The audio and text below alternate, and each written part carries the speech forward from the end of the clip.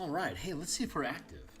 Give me a hot second here to check my signal, and then we'll do some. We're gonna do some design work for using the martial power system that we've been designing. It's kind of like a blend of Book of Nine Swords from 3rd edition, and the powers that martial powers from 4th edition. So.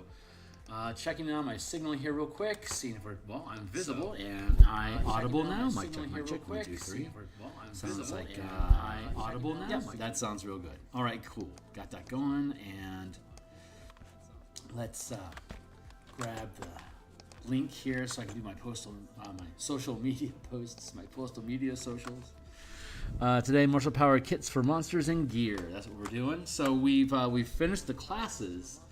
All the classes and all the subclasses for sufficient for us to run the next playtest. But I want to update the magic gear and the power kits and some default kits along with them before we start venturing outside of the revision, the scope of revision, so that I'm not missing any detailed steps. And then we'll be spending the rest of the month preparing for the playtesting, which is going to be some mega dungeon crawling. So if you're interested in playtesting, you can watch. I don't care.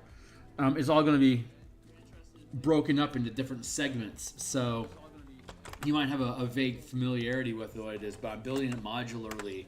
So as you move through a 5-room dungeon, you'll open up space into a new room dungeon, and you can just keep panning out from there. It's like each 5-room dungeon can lead to more 5-room dungeons, which lead to more 5-room dungeons. And they have different themes in them. They're not necessarily dungeons, they're just regions that are with the different hallmarks of what the 5-room dungeon is.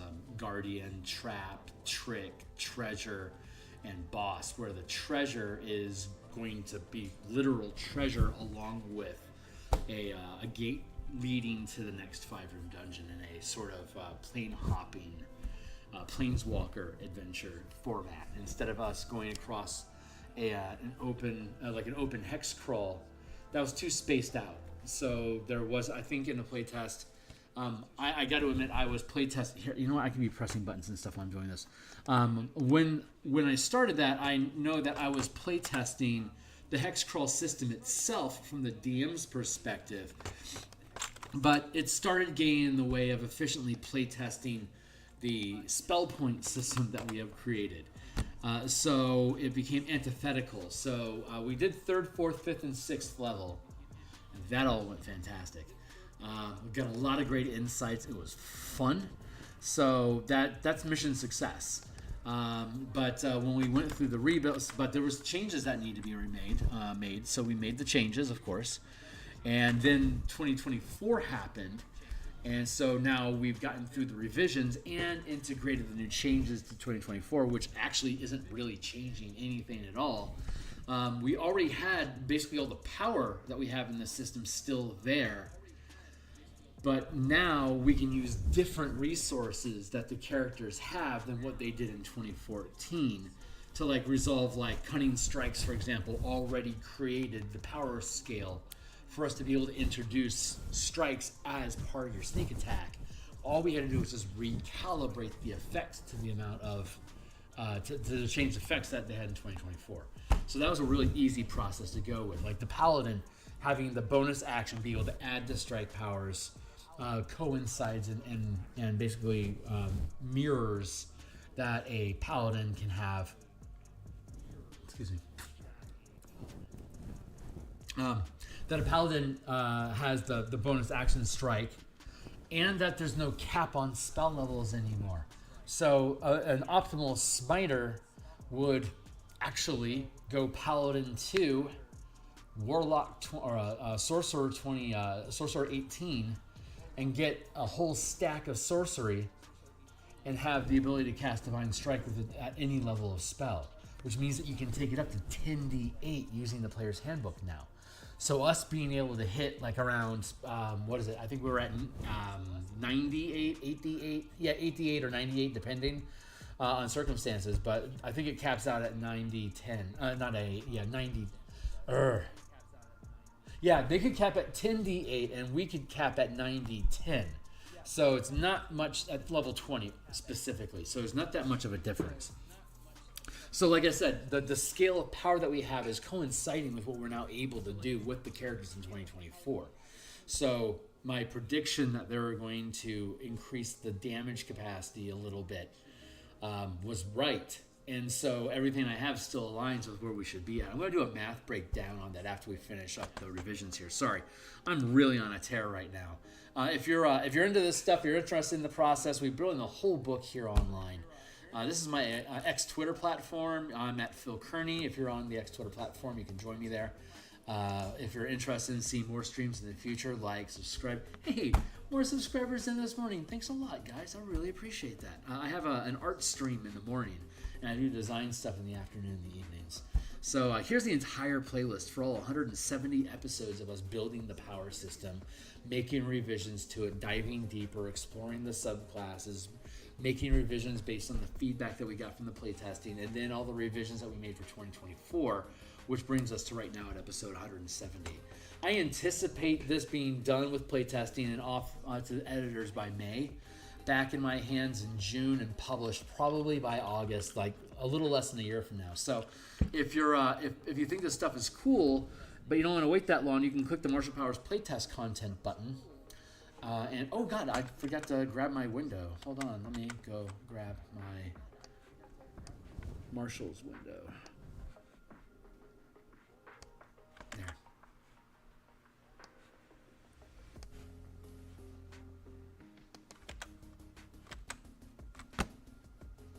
Okay, so yeah, if you click this Martial Powers playtest button here, it'll take you to my Patreon. You can click the Martial Powers button, which takes you to this document, which is the same document that I'm working on right now. So you can read the entire book right now in its alpha draft state.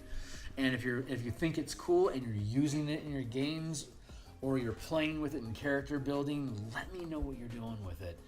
Drop messages down below, or join my Discord server. My Discord is at right here. That's my invitation link. And if you want to throw money at me on Patreon, bless you. Buy my books too. Spelljammer Combat and Exploration, the Color Mana Spell Point Variant Rule System for MTG games, Pacts and Patrons of Ravnica, which we'll be updating here once we get the playtesting off the ground. We'll be working on the Pacts and Patrons of Ravnica. Theurgy ability check casting, all this stuff's on DMsGuild. You can grab it. It's all 100% free preview. You don't pay me money to read my books. You pay me money to encourage me to make more books that you can already read. So go check them out, and I'll be putting stuff on Patreon soon too. So right now, what do we want to do? We want to stay at the top end of the book where all the powers are at. There's meta powers that don't cost any mana, kind of like cantrips, but they're like they affect your attacks.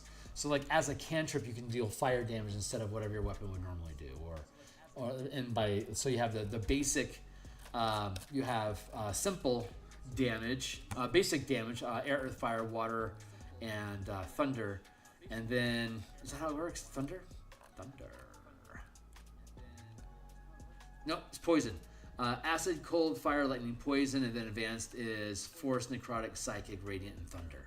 So you can learn these, you can prepare these basically as like spell effects, as powers.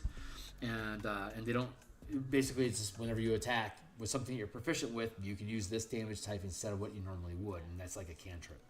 Other cantrips that we offer are, you can take a feat.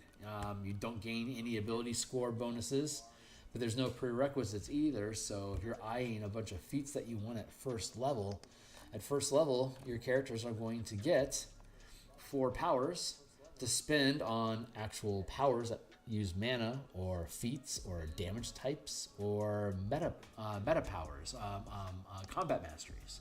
So here's the 40 different feats that you can pick up. And again, you don't get the ability stat bonus, but this allows you to use your ASI at level 4 to actually increase your ability score. So, but you know, you get, if there's another feat that you want, and all you need is a 1 point stat gain, then go ahead and take that at 4th as well. I don't care. I'm just trying to create options for you and showing ways that you can like offset how effective spells are as effects that you can do on command. Cantrips are effects that you can do on command, and there's a shitload of them. So we're giving martial characters a shitload of them so that they have a ton of flexible options without actually having to maintain a mana pool if they don't want to. So, meta powers, combat masteries. These are weapon masteries that you prepare, so you can use that mastery on any weapon that you know. We already know we can do this because the fighter at 13th level gets access to any weapon you can use push and topple. And so whenever you use a weapon, you can choose the weapon mastery that's on the weapon, or as a 13th level fighter, you can also choose topple or push. So that tells us that the correct way to go is for the equivalent of what's effectively preparing a spell or a cantrip, is that you can prepare a mastery, and assuming that the weapon qualifies, you can use it for that. Like you can't use the grappling mastery with a ranged weapon because it has ammunition that you've let go. But as long as it's a melee weapon, you can attack, and if you hit, then you force them to make the saving throw, and if they fail, they get grappled. So that's a really great mastery. All the one with asterisks are ones that are already in there. So if the weapon has a mastery, and they all do now, so you can, if you're proficient with the weapon, you automatically get the mastery for that weapon now. If you're a martial power character, like if you have the channeling feature for giving you access to meta powers, these are the meta powers. So that channeling class feature gives you access to it. So a full caster does not. Artificer does not. Warlock does not. Only the martial, the half martials, the paladin, the ranger, and then the traditional martials of barbarian, fighter, monk, and rogue. There you go. So those are your martial classes and your half casters, except for the artificer doesn't. So, but anyway, you can learn these as instead of spells. Like the ranger can learn a bunch of these instead, but you would automatically have like the Nick property on his scimitar. So, or is it Vex? Vex gets scimitar. No, yeah, it's Nick that has. I don't remember. Anyway, who cares? You can grapple with your scimitar instead if you want. You can grapple with your daggers. You can grapple with your bow staff. Whatever you want to do. It's just masteries, and there's a bunch of them. There's 13 of them. So you could spend your first 7 levels just learning masteries and becoming an actual master at arms. So, and then you get into the mana effects of the sustained powers, which are like auras that you turn on. They're like self buffs that you don't have to concentrate on. You can stack them up. You can have as many mana tapped to maintain them as you have ranks of power. So 17th level Warlock, 17th level Ranger can have 5 ranks, like 5 first rank powers, or 1 4th rank power and 1 first rank power, or like 2 first rank powers and a first rank power, a 3rd rank power and a 2nd rank power. Bob's your uncle. Mix and match them however you want. Strikes are like Paladin Smite, Divine Smite from 2014, except instead of having all the spell effects be bonus actions to cast and then use when you smite, instead it's when you hit, you spend that mana and you just automatically do the thing, just like Divine Smite was in 2014. But instead of making all those things separate spells that take bonus actions, you can just, whenever you hit something, you spend mana and choose the effect that you know. So if I know Blinding Strike, I hit you, I blind you, and I deal damage. There you go. Maneuvers are point and click effects, either as an action or a bonus action. My choice, and I can do them twice per round. And reactions are, again, the reactions if something happens that I have power for, like I have prepared counter strike. So if somebody tries to use the magic action within range of my melee attack, I get an opportunity attack against them. And if I hit them, they make a saving throw, or it's disrupted. And if I miss my opportunity attack, I refund the mana. I don't spend any mana. And then exploits are you modify action. Like I'm going to make a die roll, I'm going to modify it. I'm going to move, I'm going to modify it. I'm going to use this action economy, and I'm going to modify how it works. That's what exploits generally are. They don't really have their own, like Breath of Life.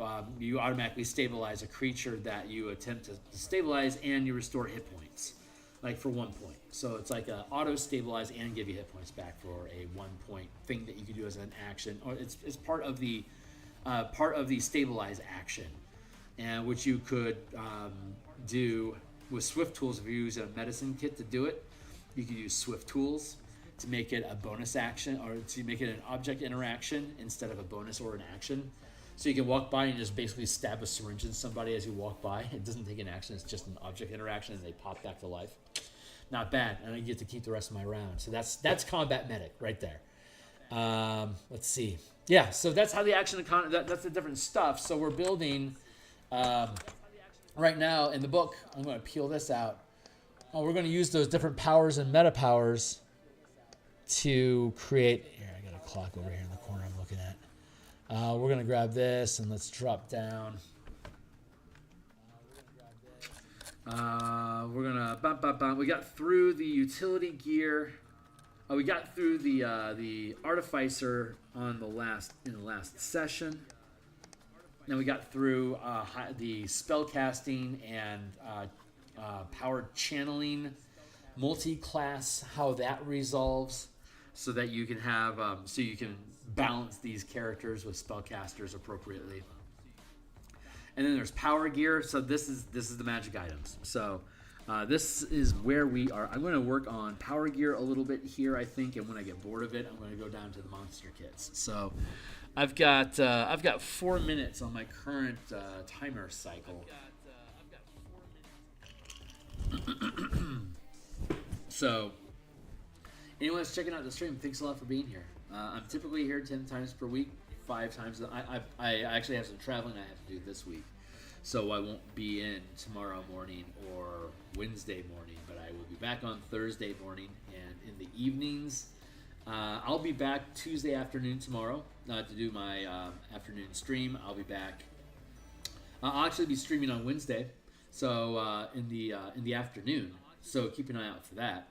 I'll have stream on Thursday morning and Thursday night like usual, and Friday morning and Friday lunch like usual, and then I'll have my Saturday brunch stream. Yeah, so everything's coming along. Maybe on the brunch stream we'll start working on dungeon design. Might not be a bad idea. Mana crystals. So when a character that can channel powers attunes, so when a character attunes to a mana crystal, because these can be used by both spellcasters and channelers. So when a creature attunes to a mana crystal, while the item remains in their possession, you can regain spent mana from the crystal as a bonus action. Any amount of mana can be regained at the maximum amount of mana in the crystal up to your total. Any amount of mana can be regained up to the maximum amount of mana in the crystal and your mana pool.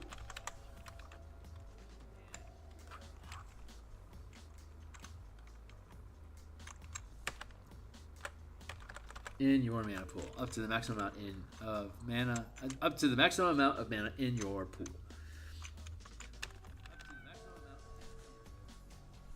In your mana pool. Yeah, maximum amount in your mana pool. There. The mana crystal is replenished when the creature attuned to it finishes a long rest or after 24 hours, whichever is first. Whew, nice.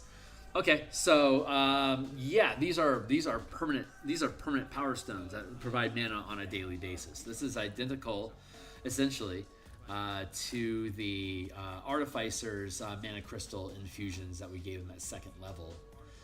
That corresponds with the. Let's go up. Oh, hey, what's up? What's up, William? Oh, volume of my own voice. Yeah. How's that? Is that working better now? Yeah. Mic check, 1, 2, 3. Sounding better to you? How about me? Check. Okay, cool. Thanks. Appreciate the heads up. Let's see. Oh, yeah. Okay, we're going up to the artificer. The artificer at second level has mana crystals.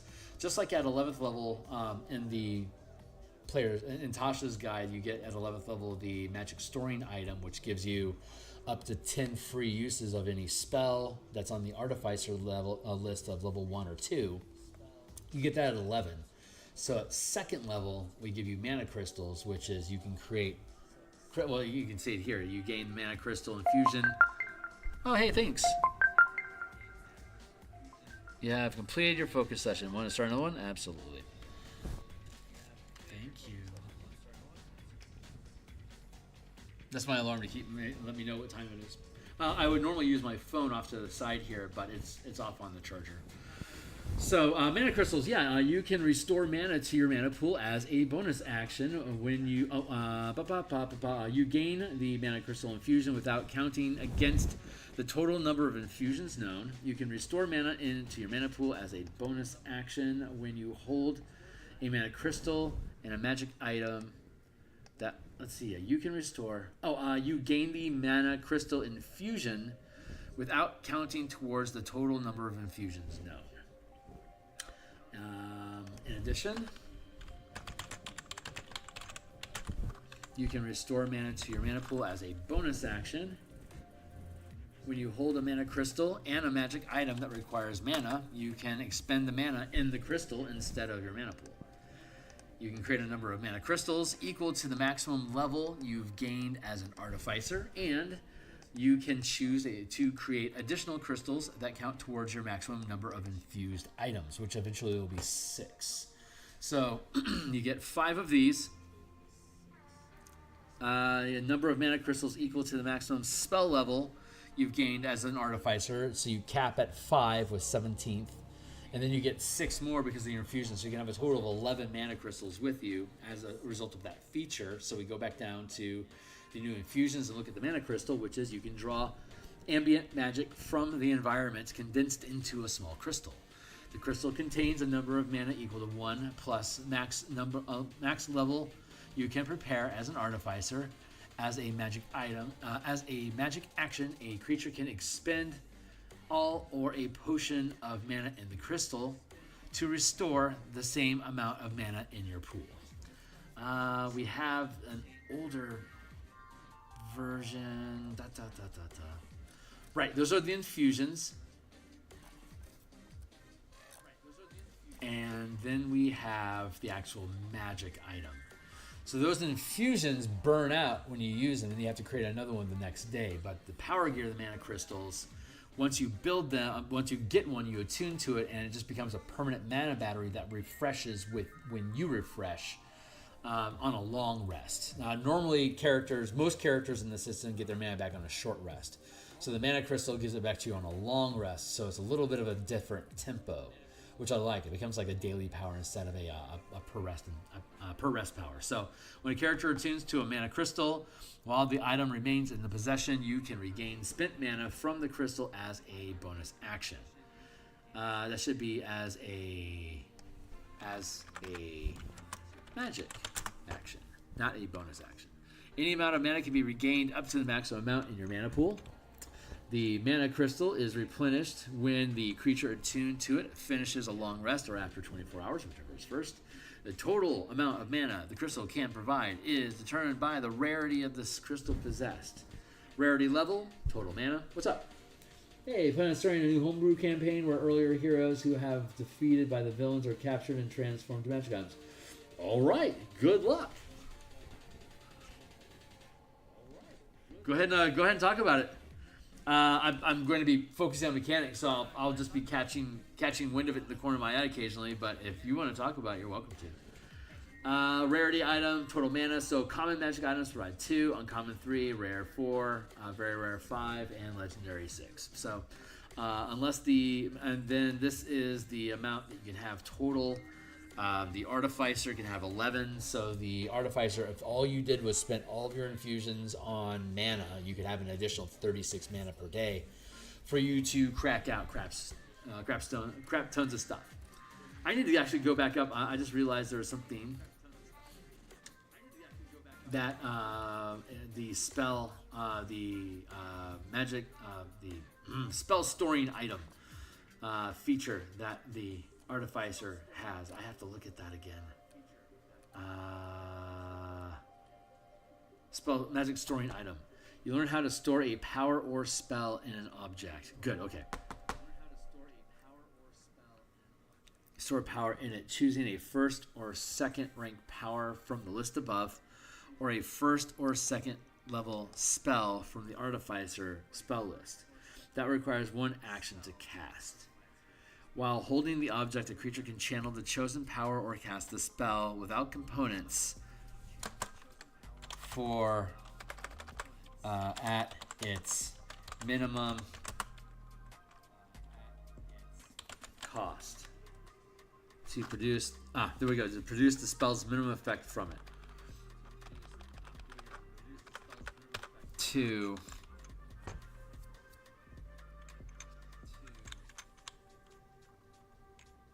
produce the minimum effect.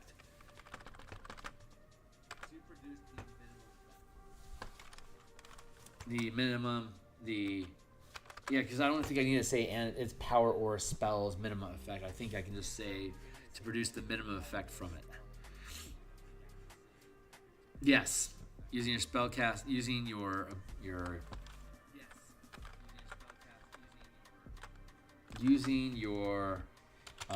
channeler or spellcasting ability modifier, channeling or channeling or spellcasting ability modifier.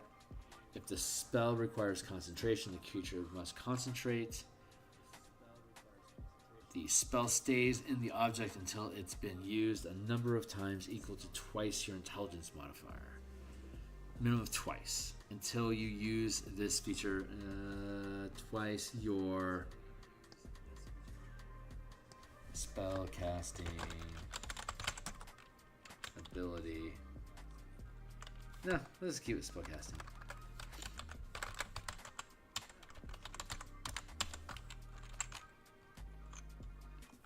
There. So.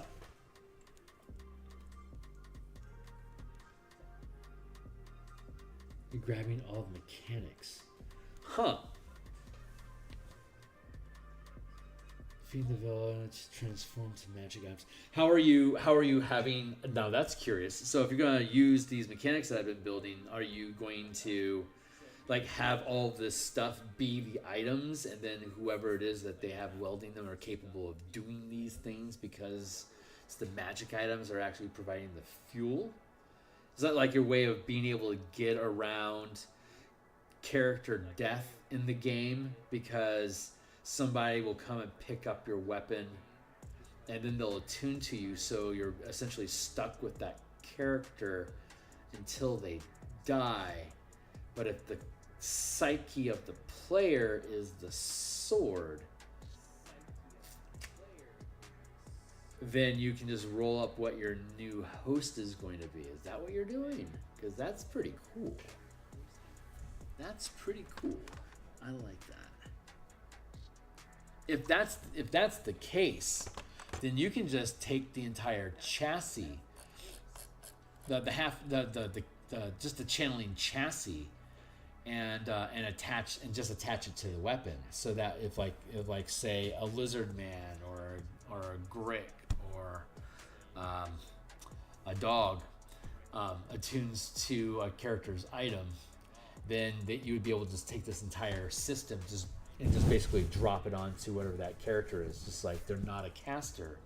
So they have this grafted onto them. And if you want to make them a caster, you could either use the artificer or the warlock. So because the spell point warlock is designed to mesh with the system. And if you don't have the spell point warlock, that is located in the color mana system here. And then here. Here, you can check it out. The first part is using DMG spell points, but you want to use the universal spell points because this is what works with the color magic system. So here's your short rest mechanics, and here's your long rest mana to pay for the Arcanum, the number of powers that you have. Arcanum can be spent on Pact points. Pact can't be spent on Arcanum points. There you go, and you can upcast to 10 at 19th level with 10 mana. 1 to 10 mana. Just like 1 to 5 mana for the power structure.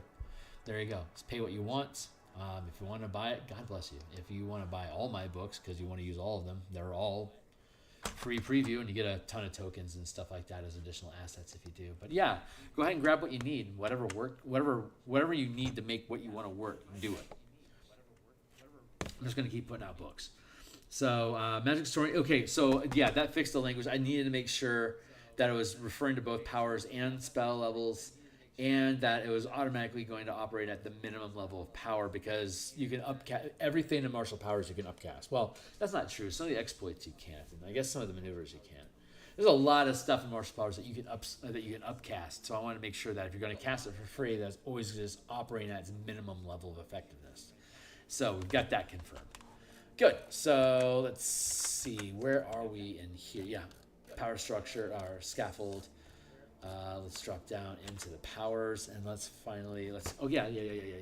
Okay, so we're working on the artificer, going through mana crystals. Okay, great. So unless the mana has been used in the past 24 hours, a crystal is always found with its full mana total. You can attune it. You can tune to multiple crystals in your possession. There you go. Okay, great. So that reads fine. Mana crystals is cool. There's power gear, utility gear, power weapons, random gear generator, power weapons, power, simple melee, martial melee, simple ranged, martial ranged, sample power gear. Okay, so I do what I know I want to do before I potentially switch gears and go play with monsters instead. I want to make sure I have my scaffolding for power gear straight, that I've got all the caveats for utility gear, and I've got my scaffolding for power gear straight. So we can come back and we can just fuck around with the random gear generator like on a Saturday or something when I'm just doing workbench stuff, like when I'm just doing a grab bag. Because basically this is just going to be me comparing the player's handbook list of weapons and equipment to this one, and that's not necessarily going to be exciting content. So it's fun just to dump that somewhere off screen or to do that on Saturday when I'm just doing workbench stuff in general. So power gear, let's take a look at what power gear says. Requires attunement. Power gear is any item that holds a power. The maximum rank of the power enchanted in the item is listed by rarity on the table below. The maximum rank of the power enchanted in the item is listed by rarity. I just said that. The amount of mana used when channeling a power is equal to the rank of the item as indicated by its rarity. An item that is enchanted with a power that requires mana can be used a number of times per long rest, equal to the attuned creature's proficiency bonus minus the rank of the attack. An item that is enchanted. For example, you know what? Power dice rolled. Power gear is an item that holds a power. The maximum rank of the power enchanted in the item is listed by rarity on the table below. The amount of mana, an item that is enchanted with the power that requires mana can be used a number of times per long rest, equal to the attuned creature's proficiency modifier. I'm thinking of doing like just doing it as a battery, where just as a thing that requires a battery to run, either you or a power crystal. So rarity, common, total 1, uncommon, rank, mana, total.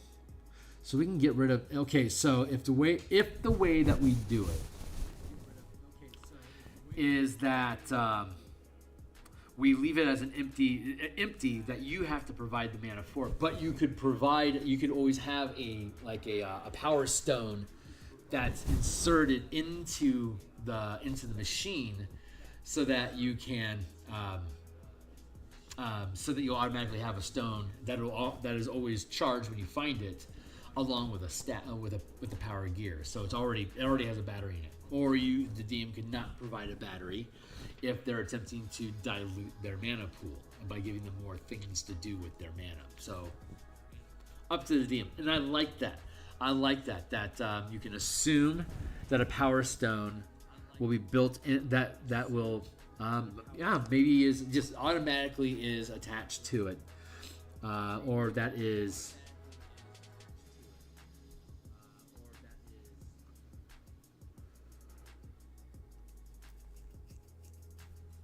Now I'm thinking, I'm thinking that if it has an internal battery, you can always use your mana pool with it anyway. But if it has a battery, it has a battery, so it gives you free uses. That's what we should do. That can simplify all this gobbledygook language down here.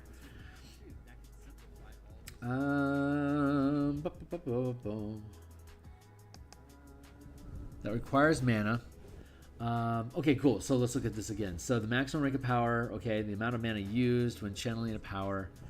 No, I don't need to have that line anymore. The maximum rank of power enchanted in an item is listed by rarity on the table below.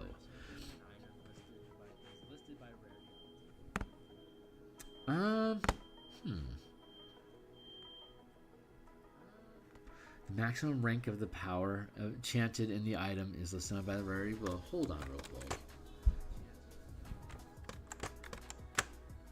Rarity. The amount of mana used when channeling a power.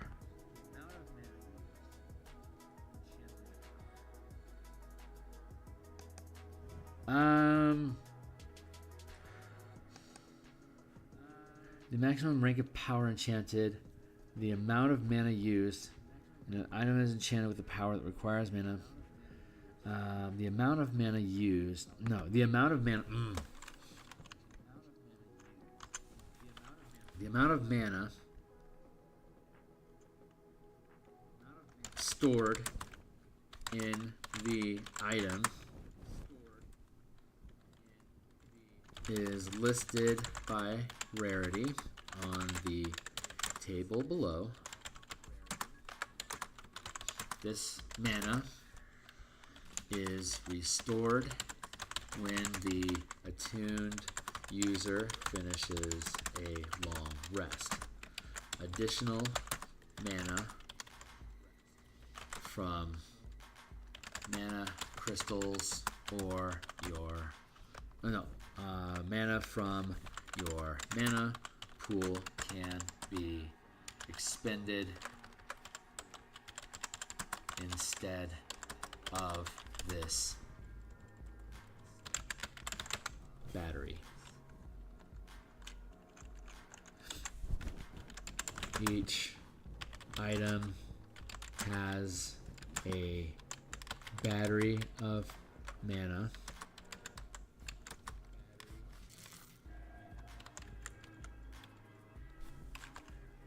Has a battery based on rarity as listed on the table below. Period. This mana is restored. Blah blah blah. And now I can nix all this language. An item that is enchanted with a power that requires mana. There you go. I don't need that anymore. There. I think I just simplified this whole block.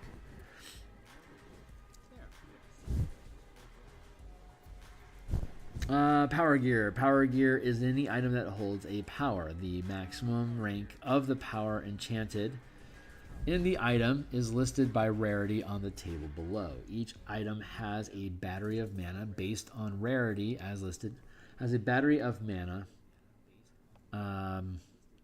determined by its rarity.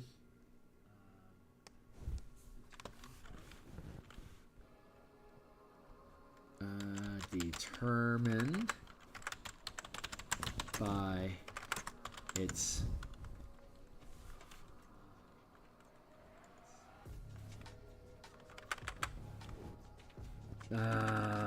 each item has a battery of mana, has an amount of mana listed by rarity on the table below. There we go.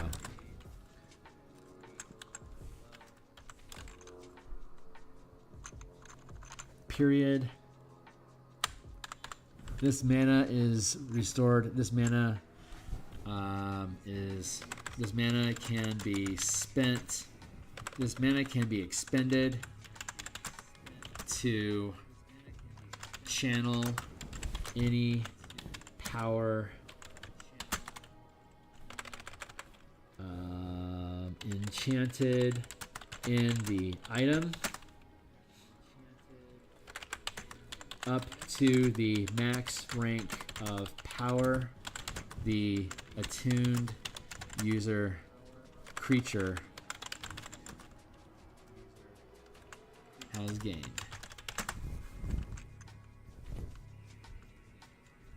Up to the max rank of power the attuned creature has attained. Now we'll go with has gained. That's probably the right language. Here's a fun one. 1, 2, 3. If a oh wait, requires attunement.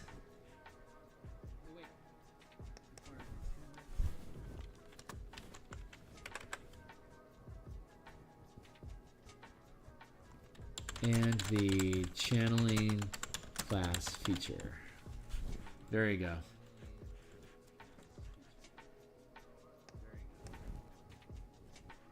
Up to the max rank of power the attuned creature has gained. The mana can be expended to channel any power enchanted in the item up to the max rank of power the attuned creature has gained. So if we're making this, this is just like a portable spell book in the form of various item kits. So the way that this then works is that even if you have a bunch of 4th rank objects in the legendary item, you can't actually cast it until you can get to the rank of power that's required. So by the time you get to this legendary magic item, you have to be 13th level to make full use of it. You have to be 9th level to make use of the very rare features. You have to be 2nd rank to make use of the rare features. And you only need to be 1st rank to make use of the uncommon and the common rank stuff. So this means that unless you're a channeler, it's worthless to you, which means that all the full casting classes, they can't use any of this power gear. It's not for them. If you have martial characters on your team, they now get kick-ass shit that gives them extra powers that they no longer have to prepare. Just like a wizard loves his staff of lightning bolts because he doesn't have to prepare lightning bolts anymore. He can just cast lightning bolt from his staff. So, and we're going with the 3rd edition psionic system where all their stuff was just basically the word I want to use is it was just basically spell books that they could just pump all their psionic points through, just like we're doing here. It's the exact same thing. It's a really great system. I loved it at our table because with mana, if you give them more things to do with their mana, they're going to do more. They're going to use more mana, which means you're going to burn out their resources more, which is going to make them say, "I want to take a rest." And if everyone's on the same rest mechanic, then everyone at the same time, if you're pacing well, everyone's going to be crying for a rest at the same time. It's like, that's the perfect time to either beat them up a little bit and bully them or to give them that rest so they can have that breath of relief, depending on what kind of tension you want to have in your game at that moment. So that's one of the traumas of short resting in a dungeon, where every hour you make a d6 die roll, and on a roll of 1, there's an encounter. So if they're going to take a short rest and it takes an hour, they're guaranteed to have a random encounter during that short rest. And if they have an encounter, they botched that rest. They don't get it. So they have to take the rest again, risking another random encounter. Random encounters are great for dungeons. The mechanics of wandering monsters in dungeons is just such a great system of design. Highly encouraging.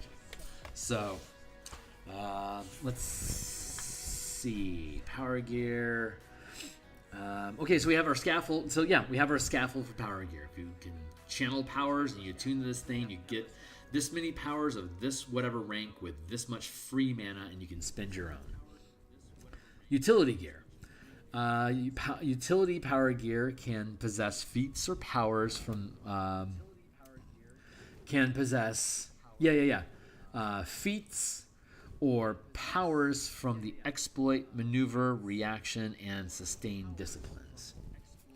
which you can use while in the attuned creature's possession, which you can use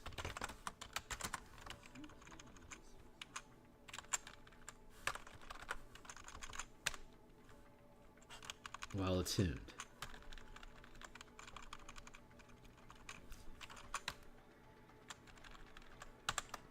If the item can be worn, it must be worn to channel. If the item can't be worn, it must be held to channel its power. Feat. Gear is always active while worn or held. Exploit. Gear can be triggered. Gear can be triggered by specific conditions as detailed.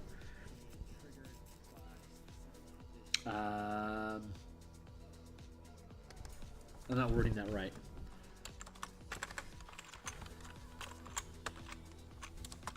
A feat. Yeah. A feat is always active. An exploit.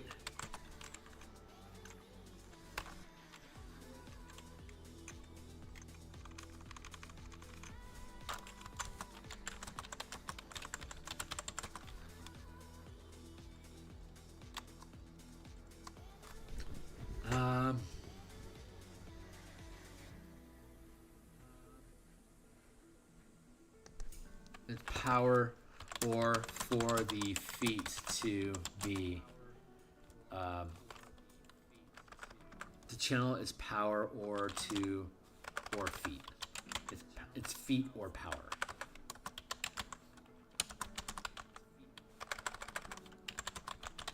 There, that's a hell of a lot simpler.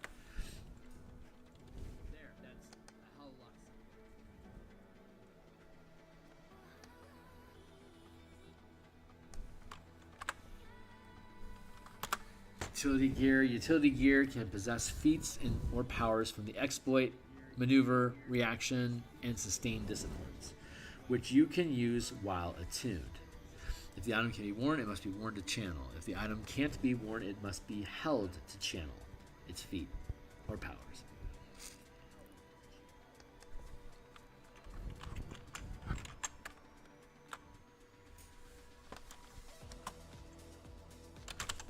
And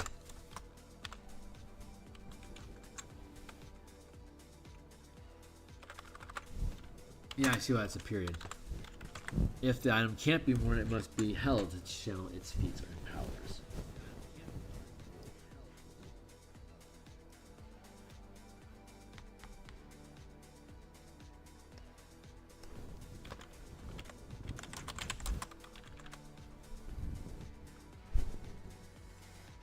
Okay, that seems simple enough.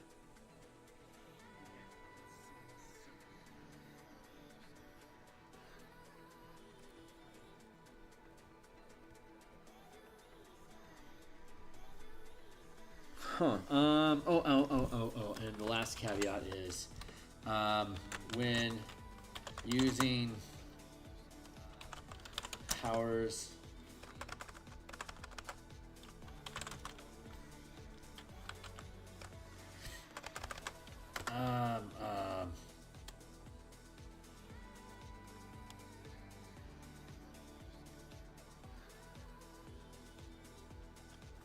I feel like I should mention, like, the action economy doesn't change. Like, but I guess that's kind of obvious because you're just using the powers as intended.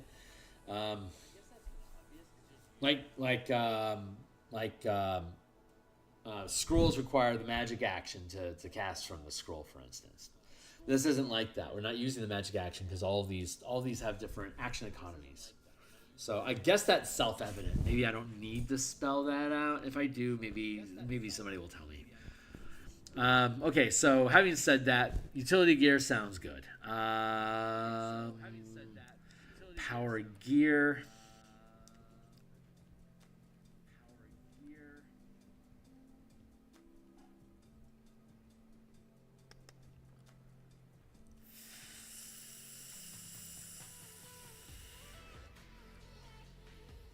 Oh, this isn't really a separate thing. Because I have power weapons separately after that. So this utility idea, I don't need that anymore. That's right, that's just a vestige. Let's see.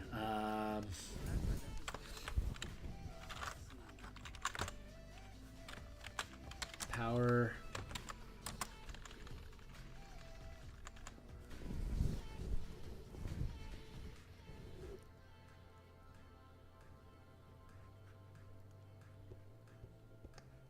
This is where that belongs, right here.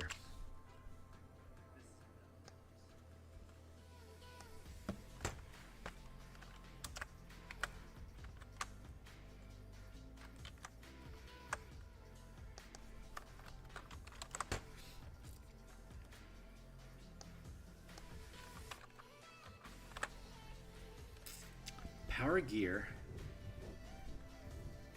is any item enchanted to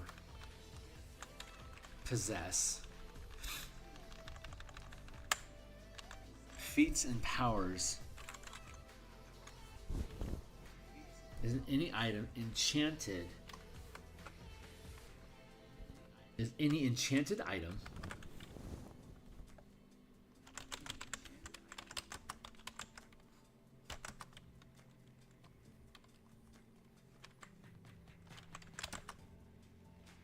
that possesses feats or powers from the exploit, maneuver, reaction, and sustained disciplines, which you can use while attuned. Power gear is any enchanted item. Is an enchanted item. Thank you. Is an enchanted item that possesses that is enchanted with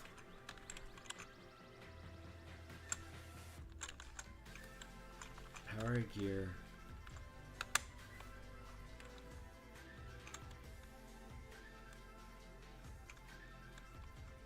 Power gear is an item that is enchanted with feats or powers from the exploit, maneuver, reaction, and sustained disciplines, which you can use while attuned. If the item is worn, it must be worn. If the item can't be worn, it must be held to use the feats and powers stored within.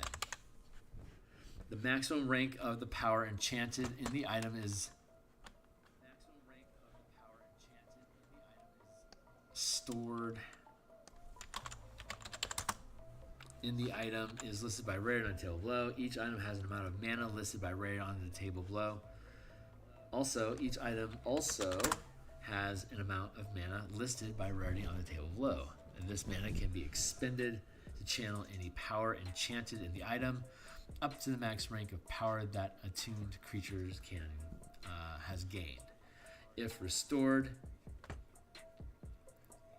when the attuned user finishes, if restored,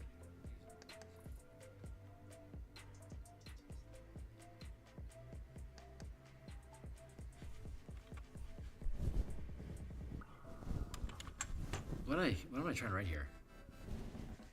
Channel any power enchanted in the item up to the max rank of power the attuned creature has gained.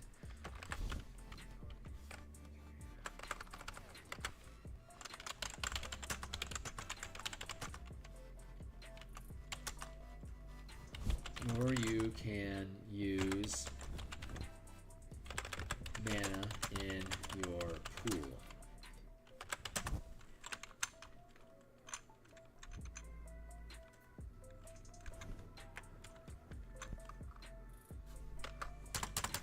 The mana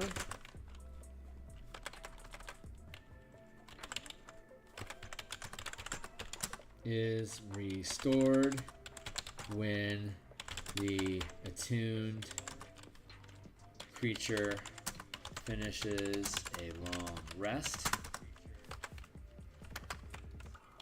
When found, the item is always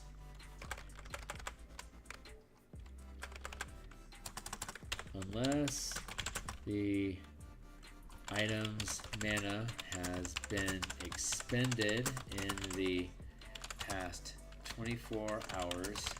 The item, the power gear, has all its mana.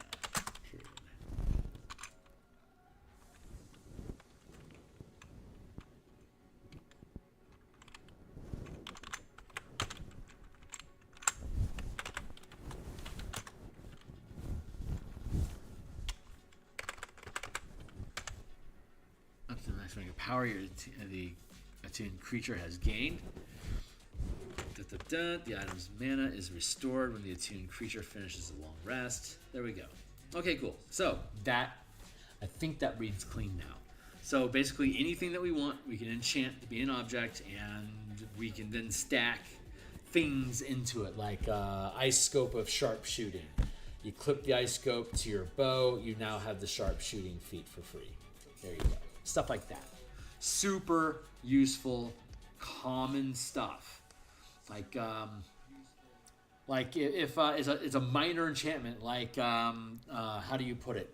Like in the Eberron campaign, say a mage right. Like, what's stuff that a mage right would be enchanting just everyday gear stuff with, right? There's only so many types of cantrips, right? What if these mage rights can create cantrip level magic items that instill their the attuned player or the attuned creature with that feat? Now, mage rights have a huge industry to grant skill bonuses and stuff. Like, you can have a reign of skillfulness that grants you a skill like proficiency in the skill while you're holding it, or like a monocle of investigation. So while you have that monocle on, you have the alertness feat, for instance. So, or no, keen eye, is that what it's called? Keen mind, the keen mind feat. Like cool little knickknacks like that. They're cheap, they're low magic, but they're giving you these valuable things that everybody in the world wants. Feats. They don't give you the ability. They don't give you the ability bonus that goes with it, but you don't have to have the prerequisites either. So you can have your game providing gear that people can make use of.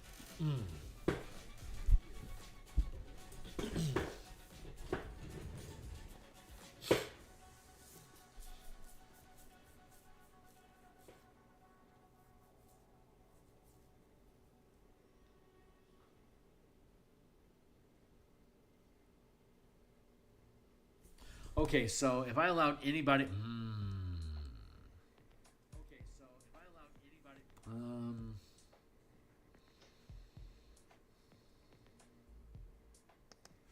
Okay, I'm thinking. Well, first off, I'm geeking out on that feats idea, so let's look at our feats here again real quick. Because there's so much cool shit you can do with feats. Oh my god, so much cool shit.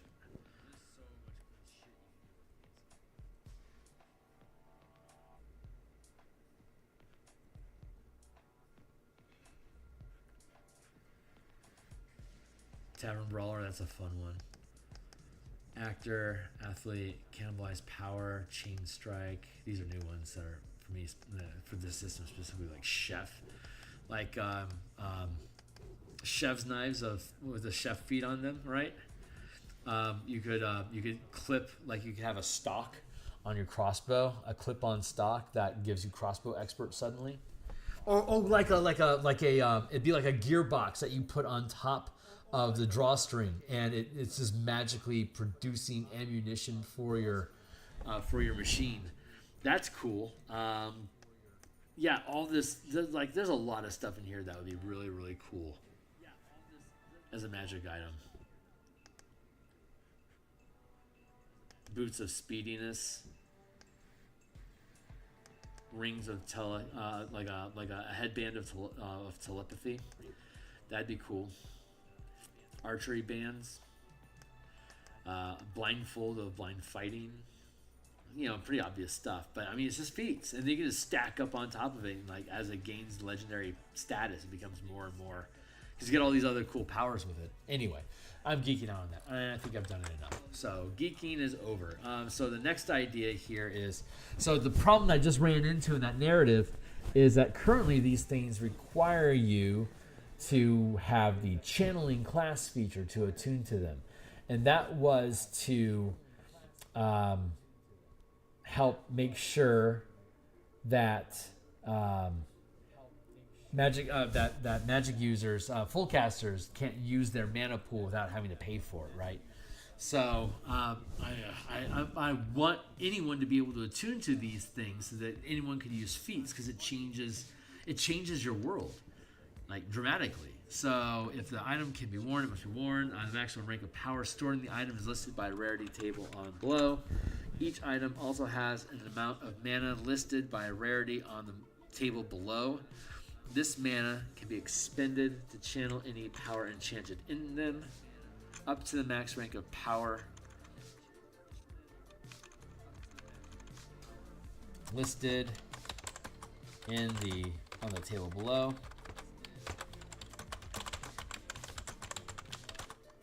Or if the attuned creature can channel power the max rank. Ah, shit, I just got... Each item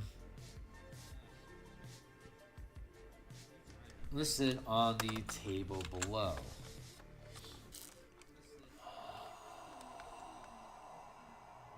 I want to give... Okay, I want it both ways. So does that mean I break out... no. Okay, so each item has an amount of mana.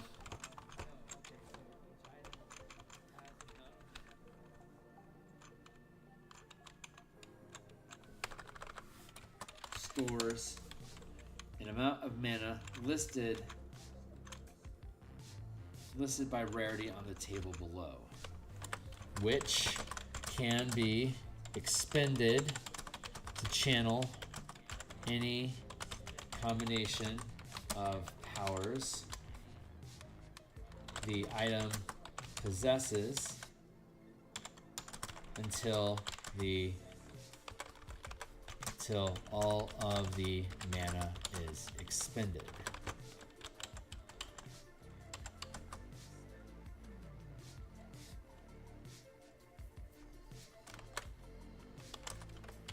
When the attuned, the item regains mana when the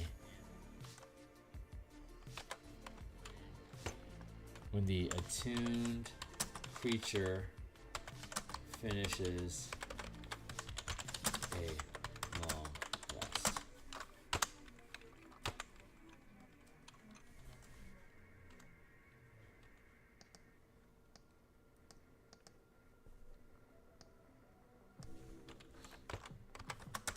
A creature with the channeling class feature can expend mana in your pool to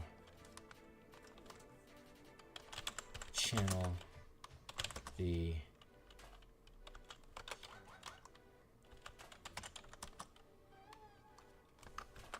a creature with the channeling class feature can expend mana in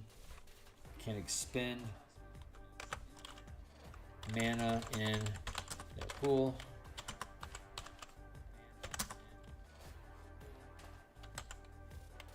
instead of the mana stored in the item, up to your max channel limit.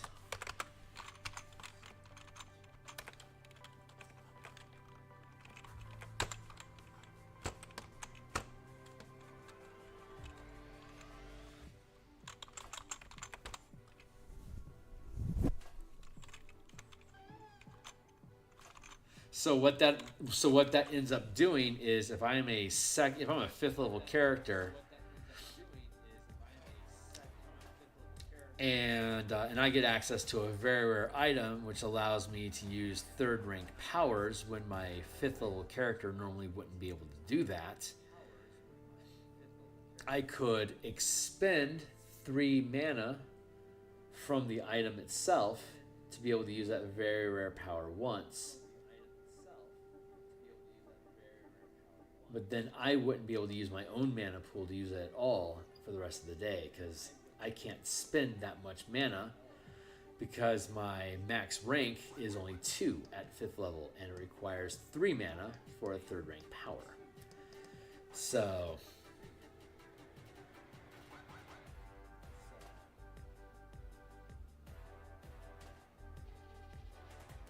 do I instead make this 2, 4, 6, 8 mana? So it can be used more than once, but it can be used like a lot. Because like if it's a legendary item, it's got 4 uses. A legendary item has 4 uses of a 1st rank power before it burns out. I should double that mana.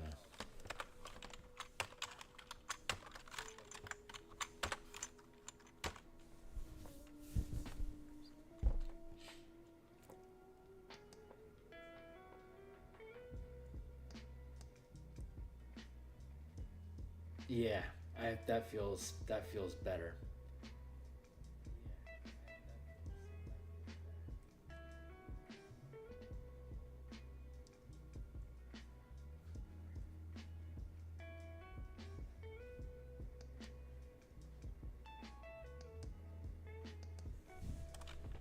Master clones there.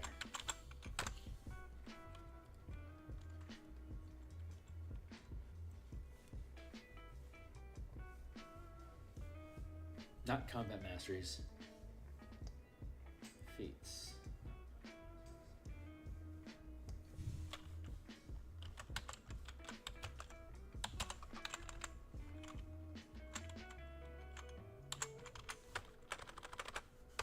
There.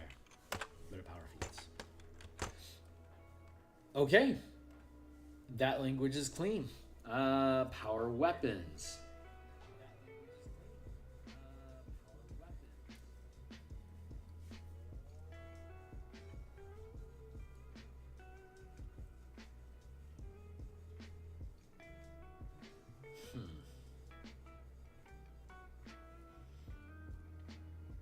Yeah, I should have gear separate from weapons, so that I can distinguish where the strikes belong. So yeah, this is appropriate.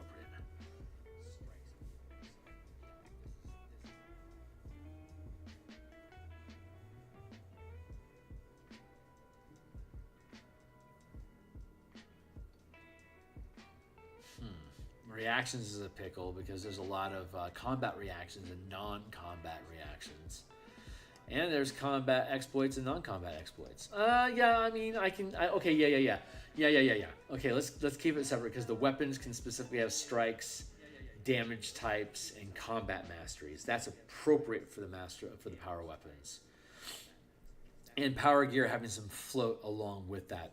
I'm fine with that, but I like having the strikes, damage, and masteries specifically on the weapons because masteries are properties of weapons. So it just makes sense. Okay, cool. So that degree of there's going to be some duplication of language here, but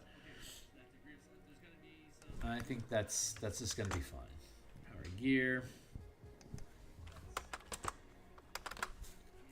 power weapons.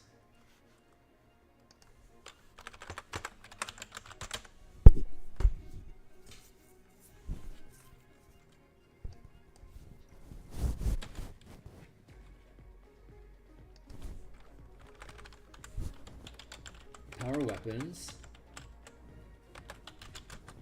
are enchanted with combat masteries, feats, I'll give them feats, that's fine. No, let's not give them feats. Let's leave.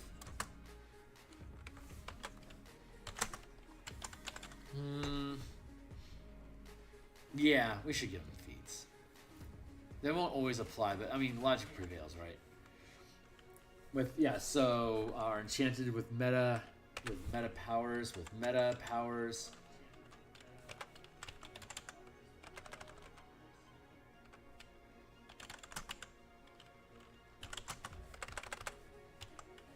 or strike powers.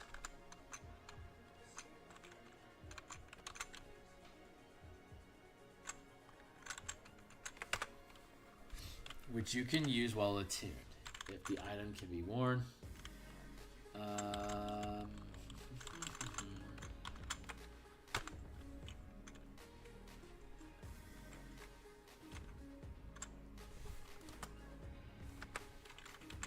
Requires attunement.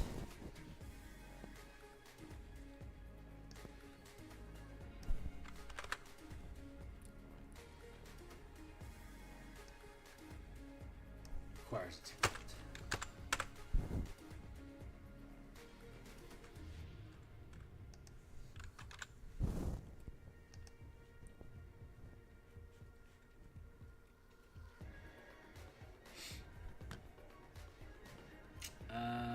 The maximum amount of power sword, which can be used while attuned.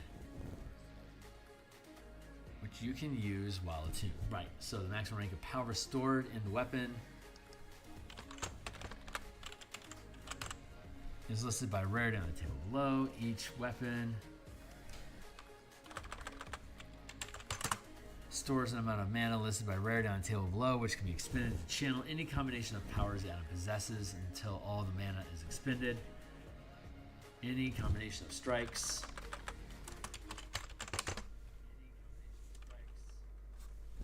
The item possesses until all of the mana is expended, because it only spends on strikes, sure. A creature with the channeling class feature can expend mana in their pool instead of the mana stored in the item up to your max channel limit. The weapon's mana is restored.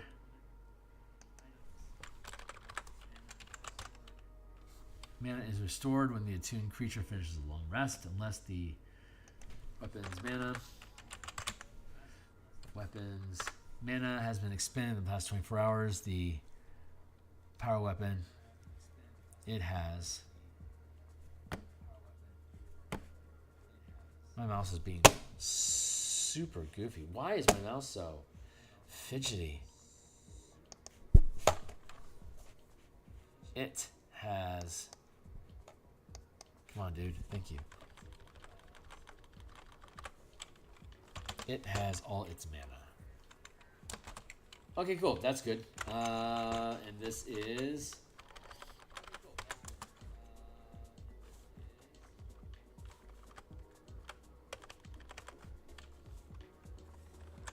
Meta power feats.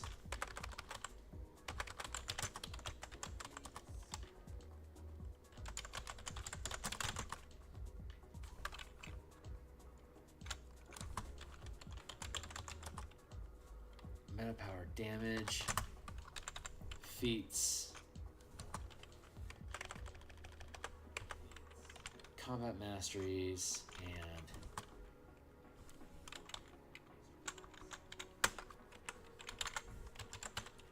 feats. There we go. So what's fancy going on down here? Weapons can be enchanted with strike powers and reactions. Oh yeah, I had reactions in here before. No, that are opportunity attacks.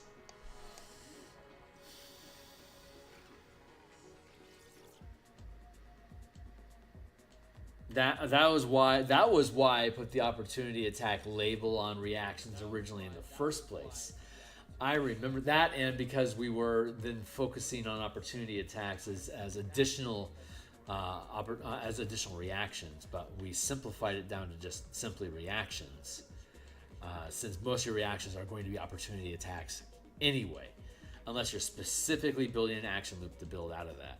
But there's not a lot of reason to do so. Oh,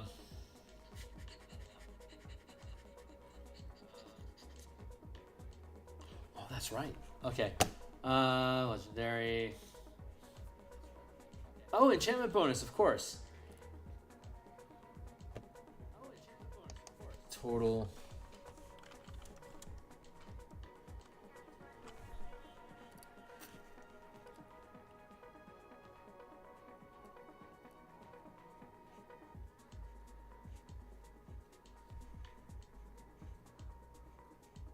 the total number of powers and the maximum rank of powers stored and the maximum rank.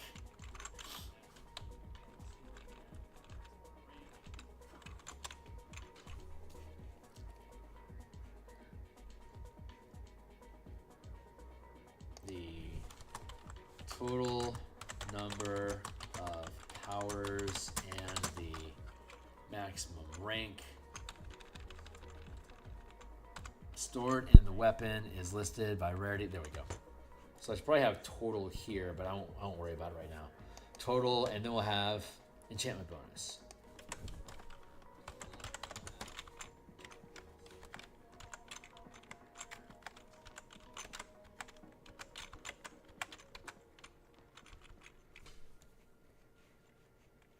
Is that right? 0. Nope. +1, +1, +2, +2. What if it was +1, +1, +2? Okay, yeah. +1, +1, +2, +2, +3.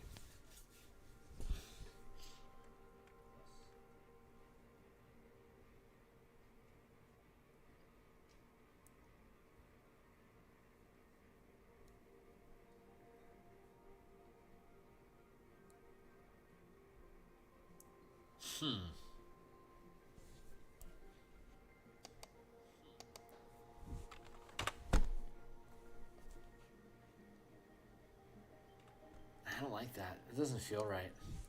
Something just does not feel right about that.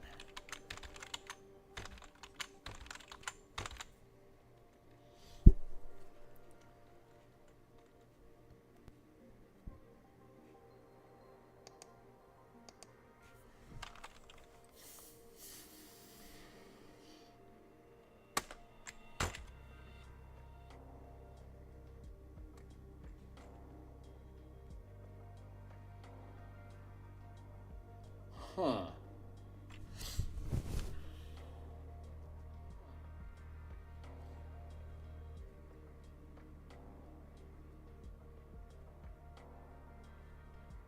Okay, let's do it this way. A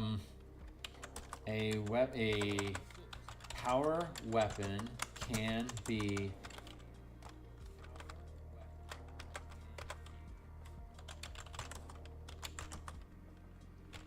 have a bonus to attack and damage rolls.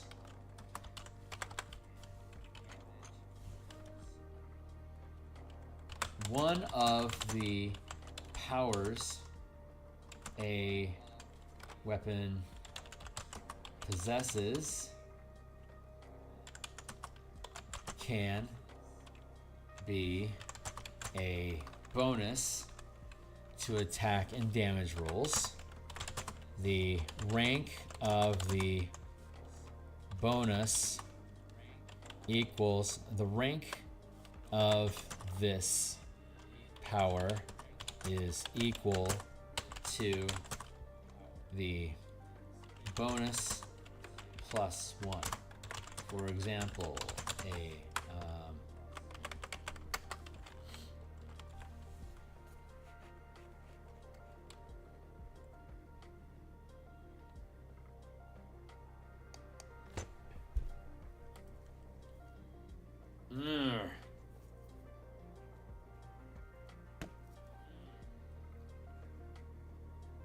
bonus attack and damage roll. The rank of the power. Oh wait. The rarity.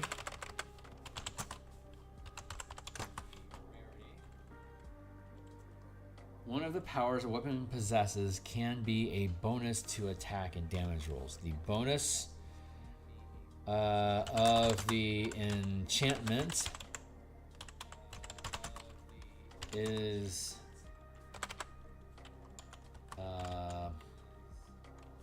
the rarity of the bonus. The rarity of the bonus is listed on the table below. There it is. Thank you.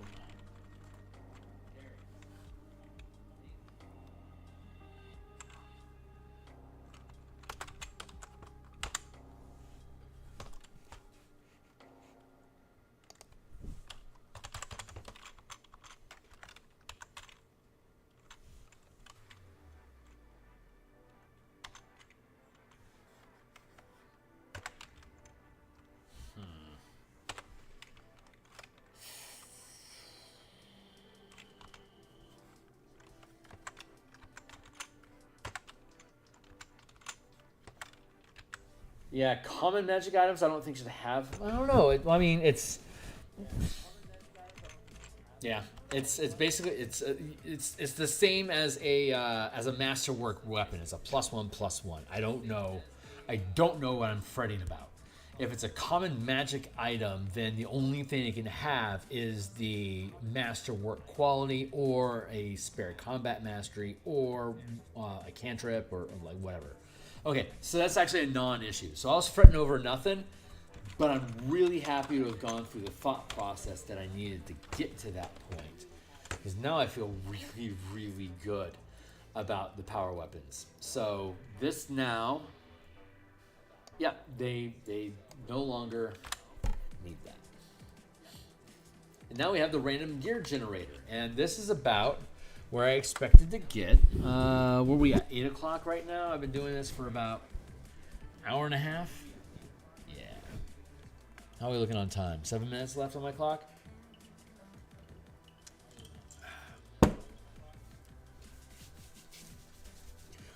We can build some power kits, eh? So let's build some power kits. We have 1, 2, 3, 4, 5. Okay, so we have 5 ranks of rarity here that we have paced out for basically the rank of like what you can do with them, meta powers versus 4th rank power at legendary. This is going to be the same base template that we're going to use for our monsters. Now you see how these two things kind of float together, right? Why this is monsters and gear. The random gear. This is a random gear generator. It's kind of shitty, but here it is. Level, die, items.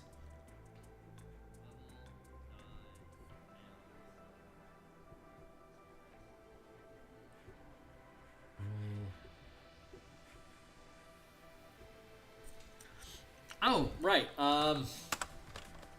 To determine the rarity of item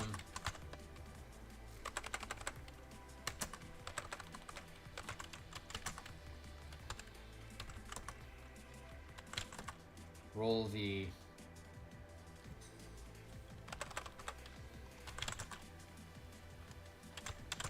the die that corresponds to your character level on the table below. So, item rarity on a scale of 1 to 12.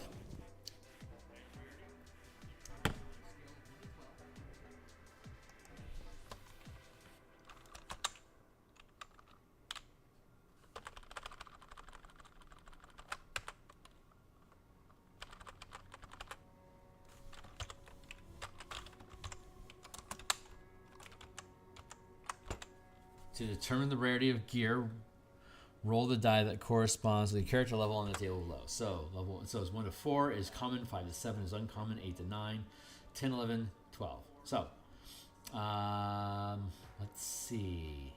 Determine the rarity of gear, roll the die that corresponds to your character level. 1 to 4 is still going to be mostly common.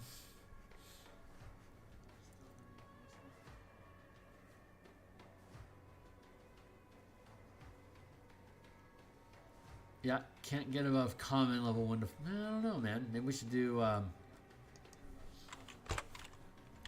1 to 6. No, sorry. 1 to 4. As maybe we do a D6 here, so you can get into the uncommon stack.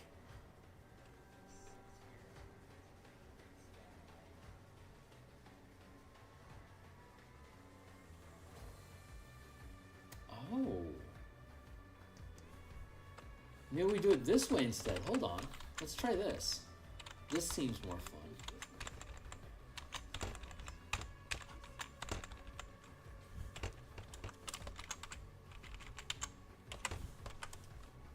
Rarity.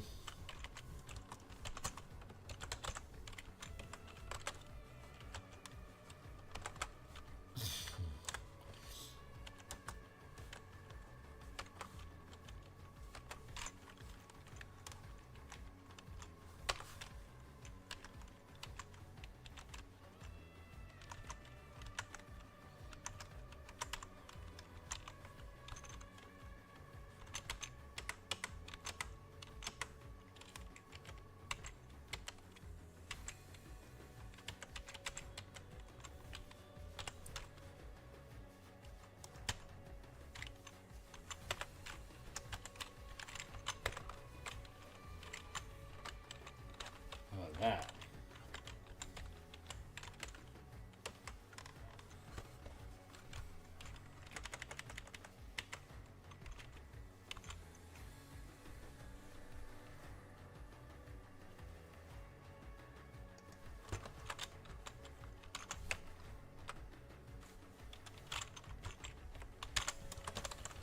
Look, there we go.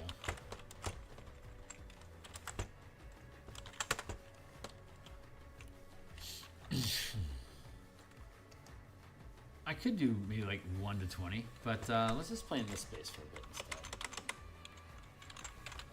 No. No. No. No. No. No. No. Yes. Yes. No. No. No. No. No. Yes. Yes again.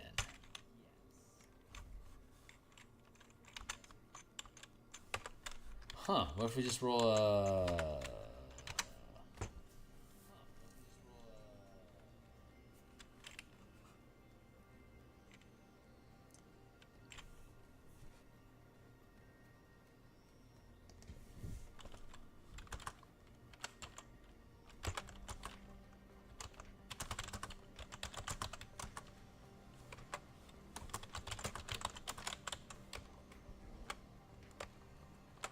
Roll a d12 and compare the result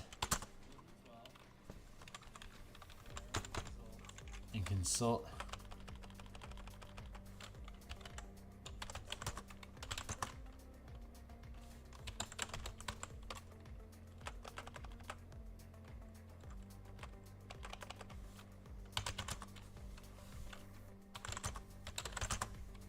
the level that corresponds.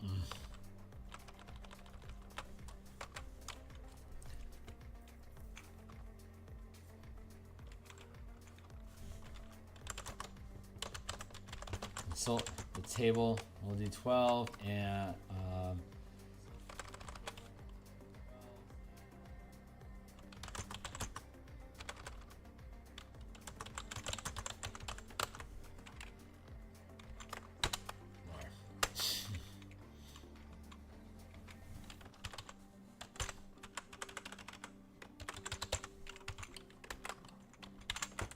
there.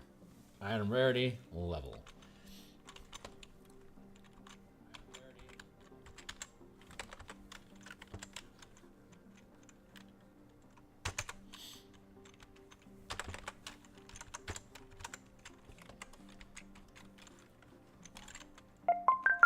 Hey, thanks for that.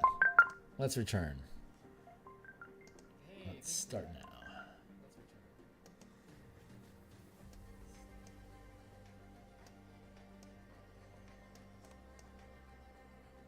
Get down here, you little goober. There you are. All right.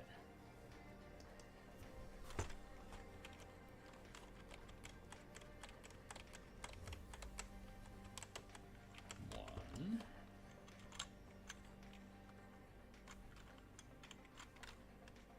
go to 12.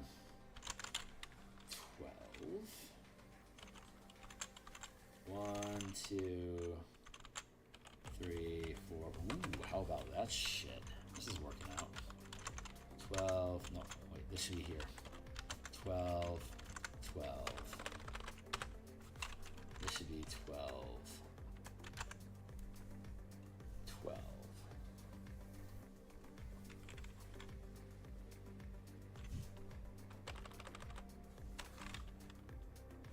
No, let's do like this.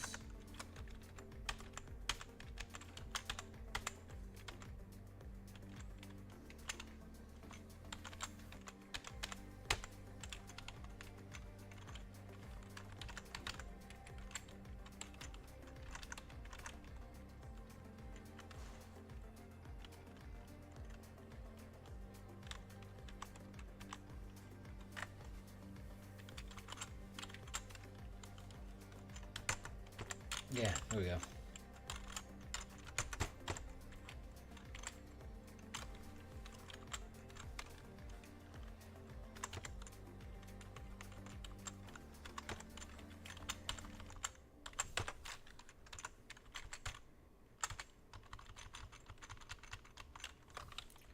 Should that be...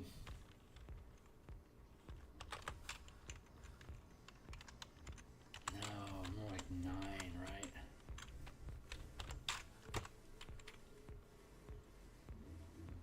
11, 12, 9 and 12, that doubled. 1 to 6. How does that feel? 1 to 4. Let's keep this up. 1 to 2. And this is 1, 1, 1, 1, 1, 1, 1, 1, 1, 1. 1 to 6.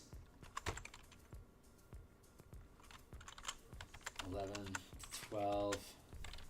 This is fun. I love mathing stuff like this, man. It is the bee's knees to me. 6, 7, 8, 9, 10, 6, 4, 2.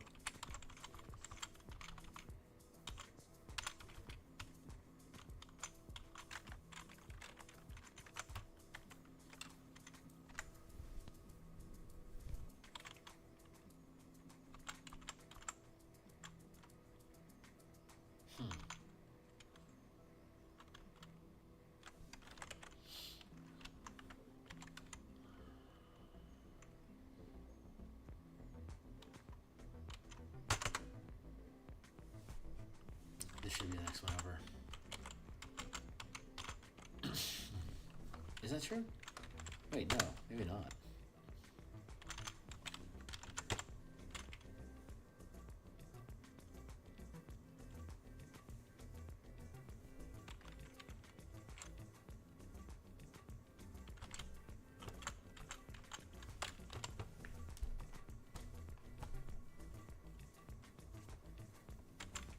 Okay, so this should be the better range.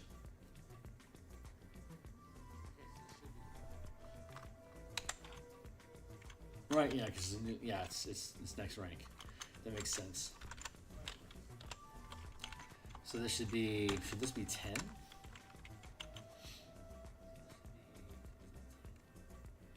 $11, 10, 9, 8. Holy shit!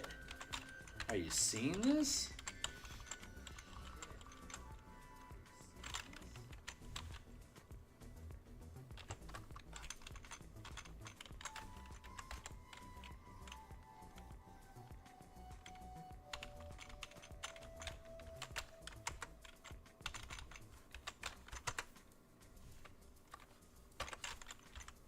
Seven, 8, 9, 10, 6, 7, 8, 9.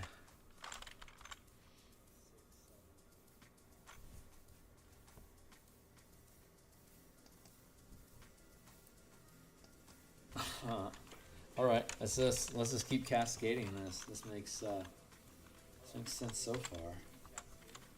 This will be 5 to 9. 4, 5, 6, 7, 8, 9,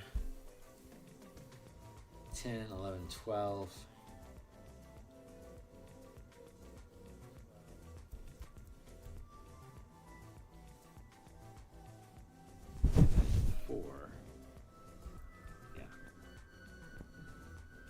Yeah. Okay. Huh. Interesting.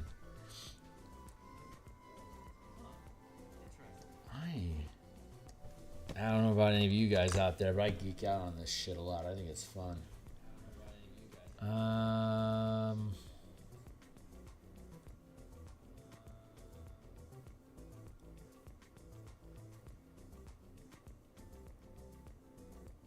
12, 12. 9, 8, 7, 6, 12, 12, 12, 11, 11. Maybe it should be 11, 12. That puts this to 10. And if that's 11 to 12, this should probably be 10 to 12, which puts this at 9. And then 9 to 12, which puts this to 8.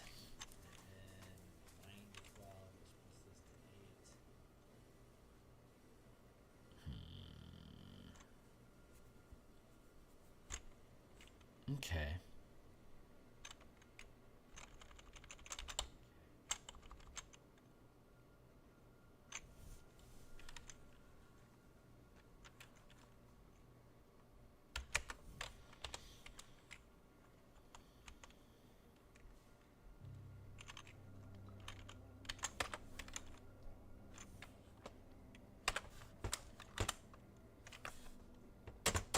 Yeah, 12 feels good there.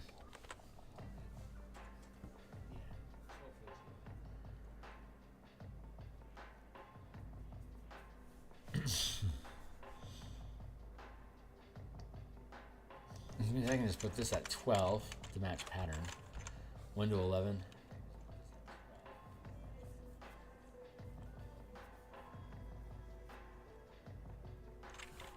Nah. I don't know. It would be elegant. Nah. Not enough. Let's go with, yeah, let's go with 10 and 11 to 12. Let's keep our heads where we're at.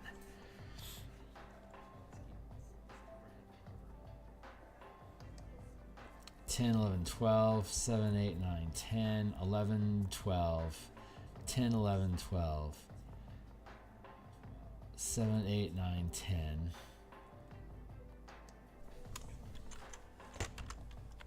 4, 9, 4, 5, 6, 7, 8, 9, 7, 8, 9, 10, 5, 6, 7, 8, 9. So that puts us at 2 to 4. Okay. So this should be what, 2 to 3?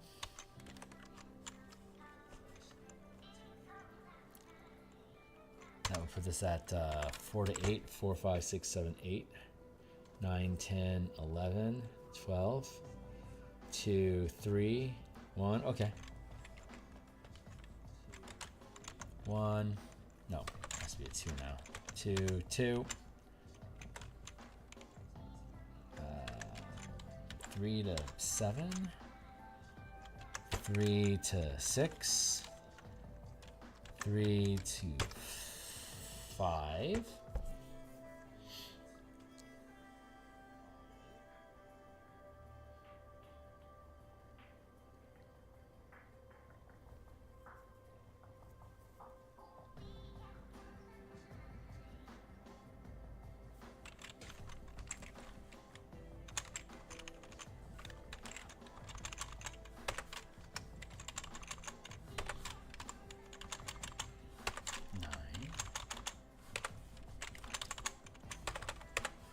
I thought I was actually onto something there.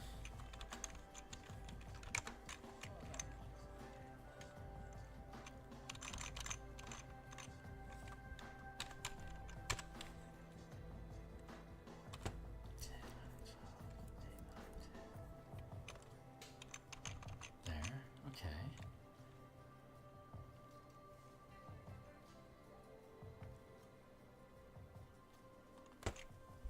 8, 9, 10. 5, 6, 7, 8, 9. 1, 2, 8, 9, 10. 1, 2.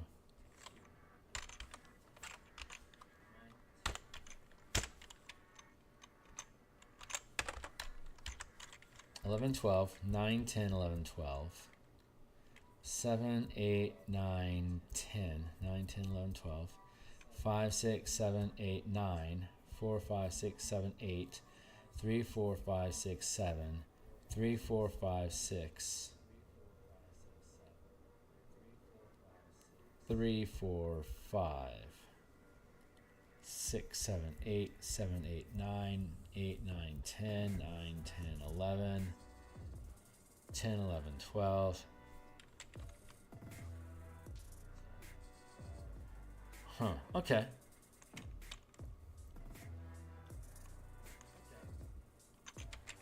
One. And that feels right though. 10, 11, 12. That's 3, 8, 9, 10. 5, 6, 7, 8. 2, 3, 4, 5, 6.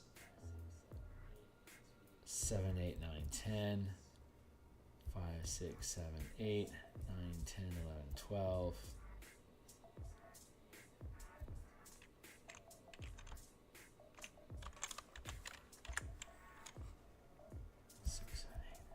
6, 7, 8, 9, 10, 11, 12. That's not symmetrical at all. Let's do that. 10, 11, 12, 11, 12.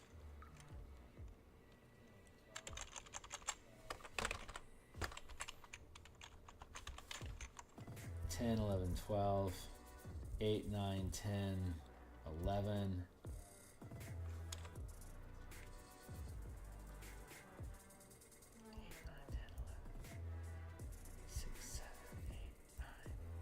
2, 3, 4, 5, 6.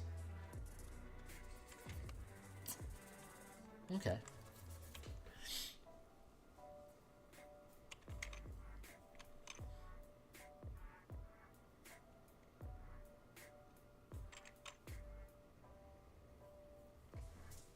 Hmm.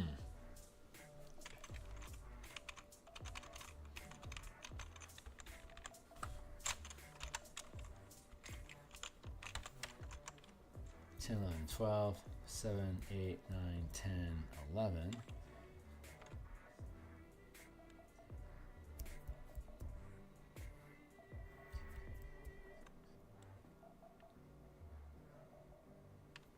Huh, sweet spot. 2, 3, 4, 5, 6, 7, 8, 9. 2, 3, 4, 10, 12. Okay.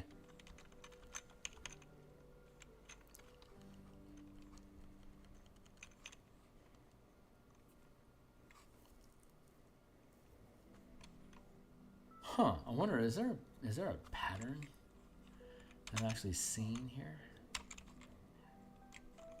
10, 12, 10, 7, 1 to 3. Probably not.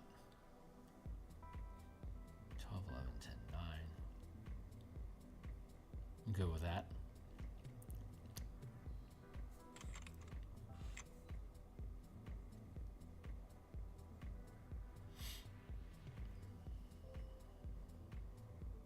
Okay, yeah, I think I'm pretty good with that. We can erase this.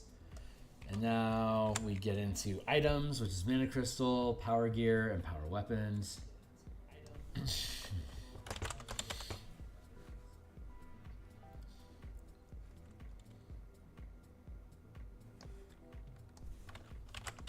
Power gear.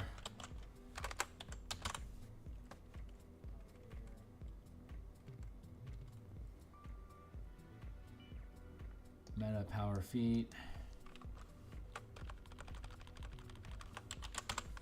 Exploit, maneuver, reaction, sustained. Cool. Power weapon.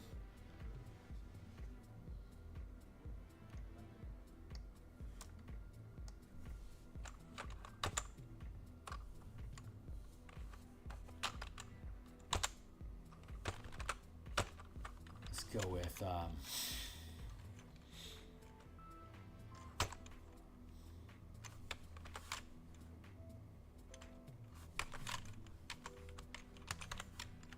2, 3, 1, 2, 1, 2, 3, 4, 5, 6, 7, 8, 9, 10, 11, 12.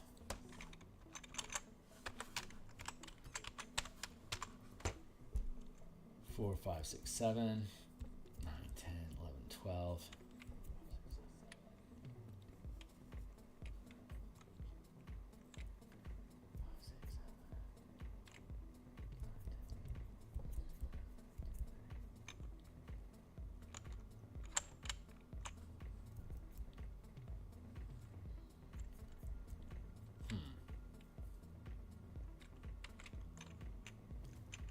Maybe I should do a power by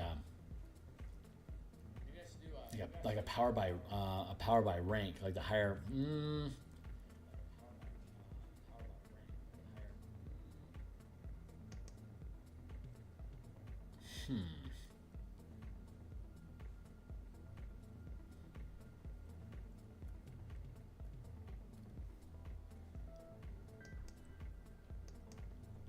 Maybe we do it.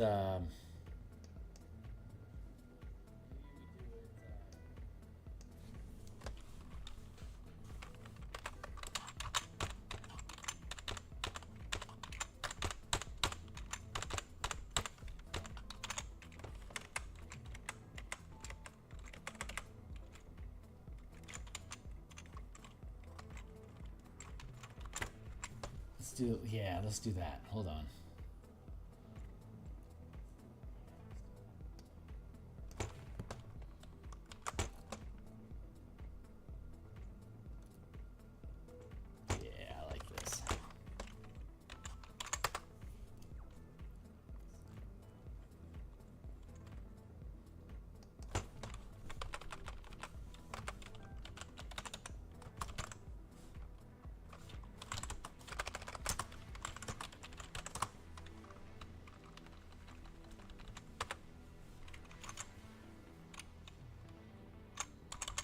Choose or roll.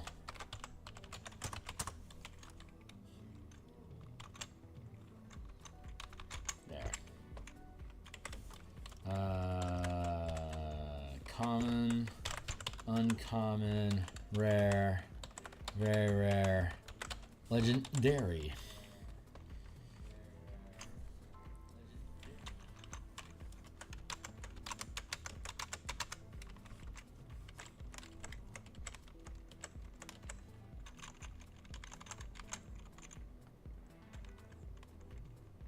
Conan can't have a strike power because it doesn't have any mana.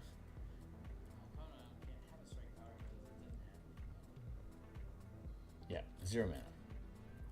So cannot have that. I went too far. Hold on. There we go. So here, and this is going to be 12. Say 10 to 12. 7 to 9, 1 to 6, 7, 8, 9, 10, 11, 12.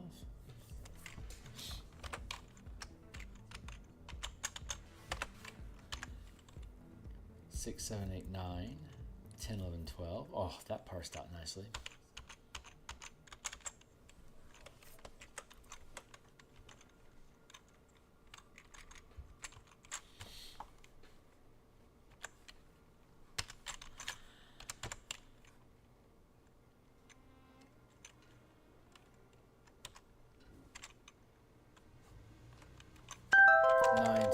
Hey, thanks for that. Let's return to focus.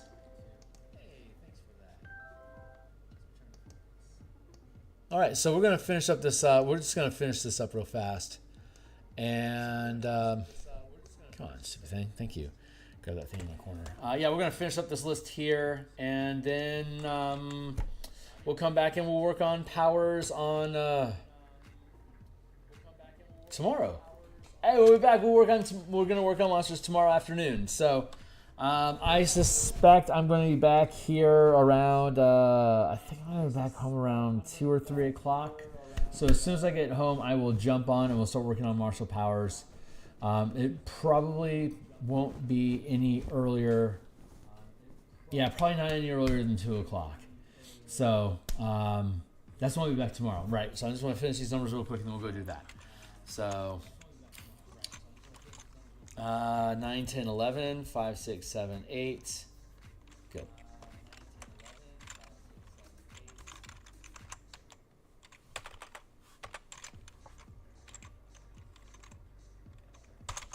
I feel like this should be more represented.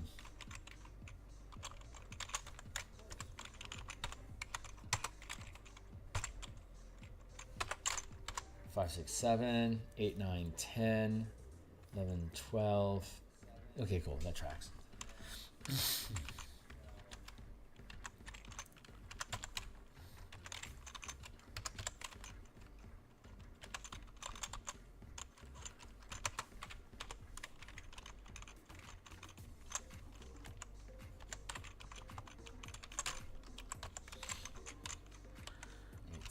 10. Let's go 4 to 6, 2 to 3. Feats are always useful though. 1 to 2, 3 to 4.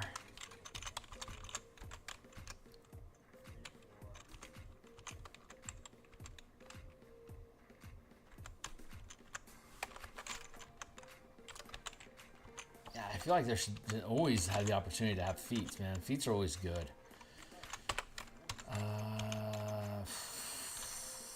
4 to 6, 7, 8, 9, 10, 9, 10, 11, 12, 4, 5, 6, 1, 2, 3. Okay. 5, 6, 7, 8, 9, 7, 8, 9, 10.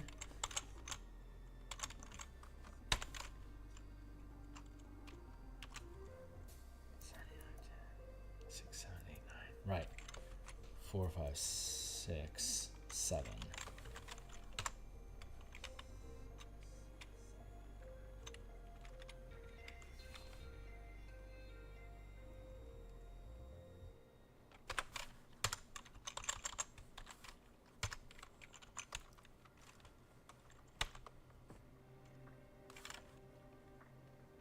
Five, 6, 7,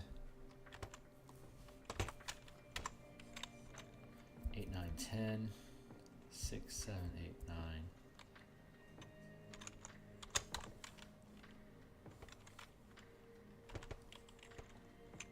9. Oof. So yeah, it's got to be there.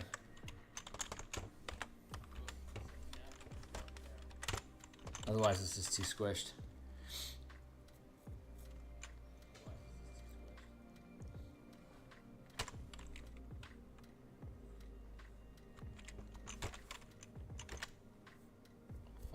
Seven, 6, 7, 8, 9, 5, 6, 7, 4, 5, 6, 6, 4, 5, 6, 7,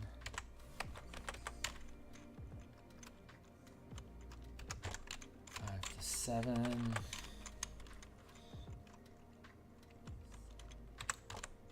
3 to 4, 1 to 2.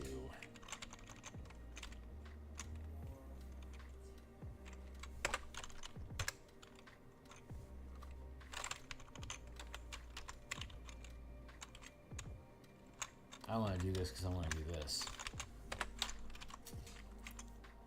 7, 8, 9, 10, 11, 12. Cool.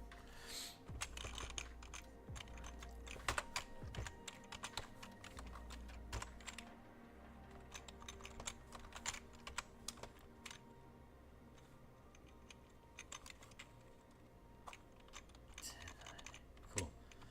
9, 10.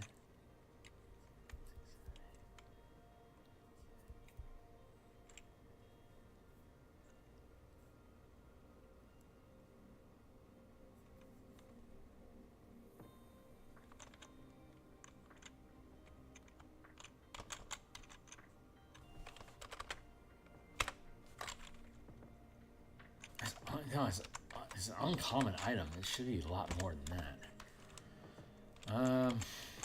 Yeah, true that. 9, 10, 11, 12, 6, 7, 8.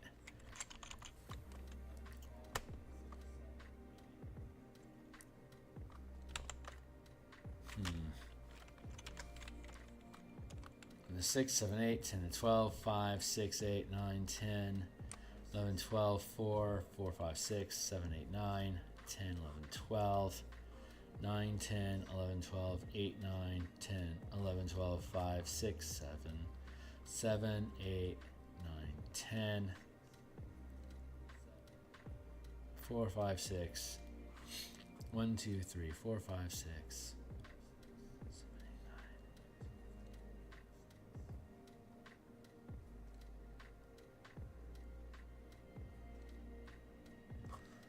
Huh.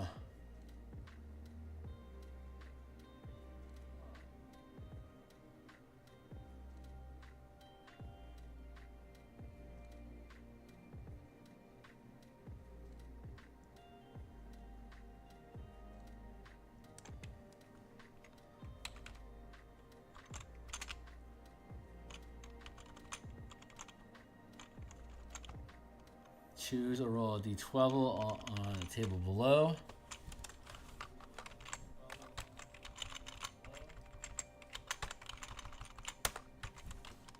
To determine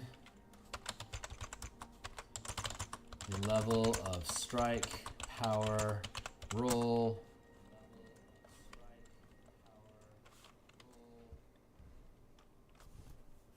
Oh, we already have the maximum power up above. There. Power gear.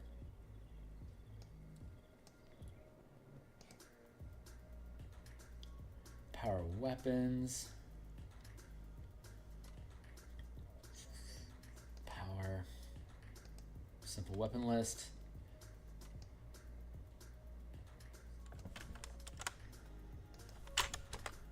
No. Here. Type of weapon.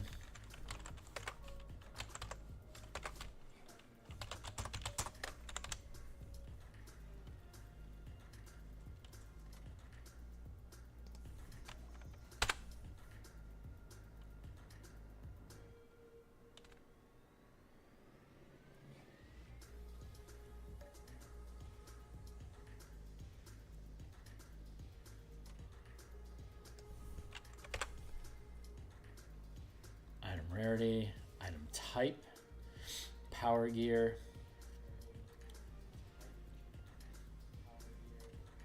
power, weapon,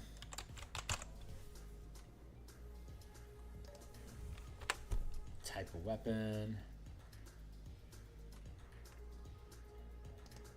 and then gear can be literally anything.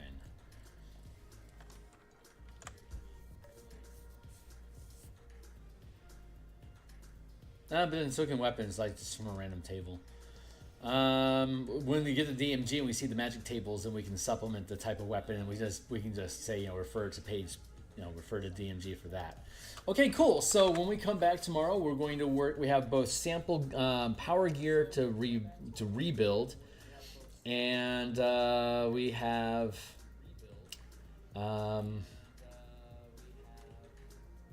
backgrounds and shit. Sorry, let's get the magic paradigms out of the way.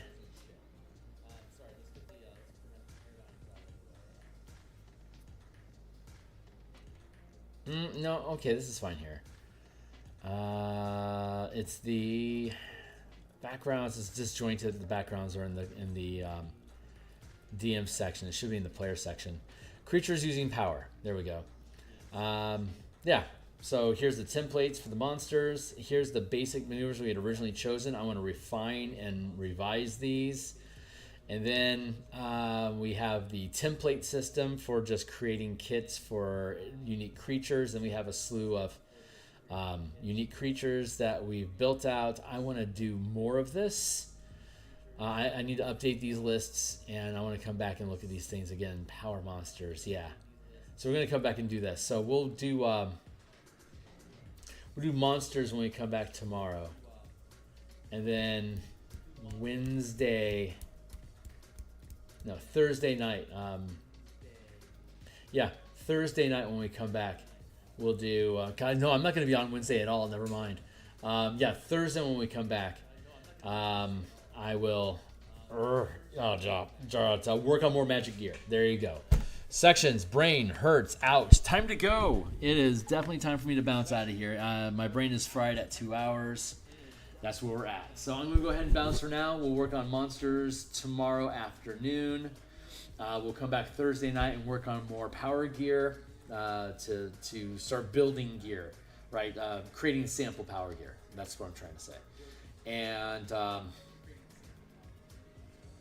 Friday will come around. On Friday, I guess we'll continue with monsters because we'll do monsters tomorrow, and then we'll do monsters on Friday. We'll do gear on Thursday, and then that'll be Friday, and then Saturday workbench. We'll finish up monsters. If there's anything left for monsters and or magic gear, we'll finish that up. And if those are done before our time ends, we'll start. I guess we're gonna start picking apart the Pacts and Patrons of Ravnica. So, Lottie fucking dog, guys. That's what we got going on. We're done for the day. Thanks a lot for being here. Anyone that was checking this out. If you like the stuff, like and subscribe, blah, blah, blah. Catch me on the Discord and Patreon if you want to participate in playtests. And I'll be back another day. See you guys later. Bye.